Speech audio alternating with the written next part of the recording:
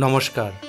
শ্রীকৃষ্ণের বাঁশির সুর যেন এক অপার্থিব মোহময়ী সুরধারা, যা শ্রোতার হৃদয়কে গভীরভাবে স্পর্শ করে। বৃন্দাবনের ঘন বনরাজিতে যখন কৃষ্ণ তার মধুর বাঁশি বাজাতেন, তখন গোকুলের গোপীগণ সব কিছু ভুলে ছুটে আসতেন।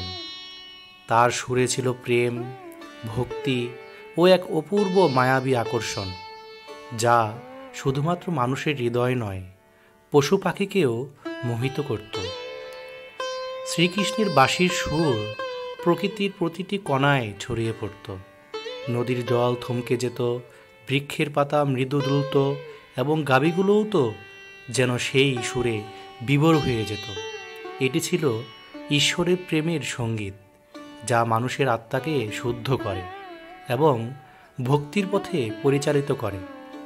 কৃষ্ণের বাঁশি শুধু তাই একটি বাদ্যযন্ত্র নয়, এটি ঈশ্বরের সঙ্গে আত্মার সংযোগের এক অনন্য প্রতীক।